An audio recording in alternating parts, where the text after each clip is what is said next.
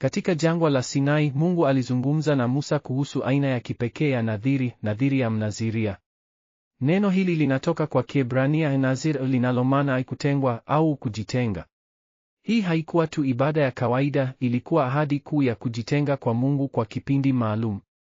Leo tunachunguza utakatifu huu wa hiari na jinsi unavyotuongoza kwenye uhusiano wa karibu zaidi na Mungu.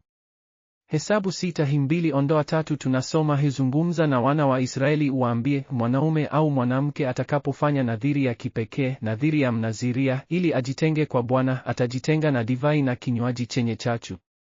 Mnaziria alikuwa na viwango vitatu vya kimsingi: kutokunywa divai au kinywaji chenye chachu, kutokunyoa nywele zake na kutokaribia maiti. Lakini kuna undani mkuu zaidi ya viwango hivi, ilikuwa kuhusu moyo uliojitoa kabisa kwa Mungu.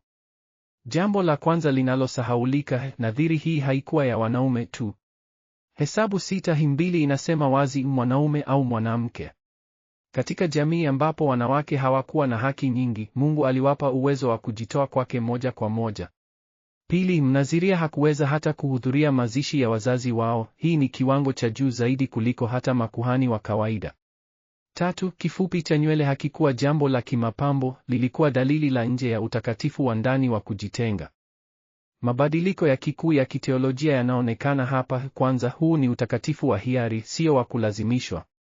Hakuna aliyemfanya Mnaziria, ni chaguo la kibinafsi. Pili, unaonyesha kwamba utakatifu haupatikani kwa makuhani tu, hata mtu wa kawaida anaweza kujitenga kwa Mungu. Tatu, kujitenga na dunia si kuikataa, ni njia ya kukaribia Mungu zaidi. Mnaziria anajiondoa na mambo fulani ili apate kitu kikuu zaidi, ushirika na Muumba wake. Wanyamapori wanaona kwa mshangao jinsi binadamu wana uwezo wa kuchagua kujitenga kwa hiari kwa Mungu. Mnaona jinsi binadamu anaweza kuchagua kujitenga. Hatuna uwezo huo sisi. Ni ajabu. Wamepewa hiari ya kukaribia Mungu, lakini wengi wanachagua kuasi badala yake. Kutoka juu, naona jinsi kujitenga kunavyowafanya wakaribie Muumba. Ni baraka kubwa. Nadhiri ya Mnaziria ni mfano wa upendo wa kweli, kutoa ili kupata kitu bora zaidi. Baraka ya Haruni katika mstari wa 24-26 ni ya kimakuhani, lakini inaashiria Yesu Kristo. Bwana awabariki na akuhifadhi, Bwana awaangazie uso wake na akuhurumie, Bwana ainue uso wake juu yako na akupe amani. Leo tunaweza kujitenga kwa Mungu kwa namna za kisasa, kujiondoa na mambo yanayotuvuta mbali naye, kuomba kwa bidii, kusoma neno lake. Nadhiri ya Mnaziria inatuonyesha kwamba kujitenga si adhabu, ni njia ya kukaribia Mungu zaidi.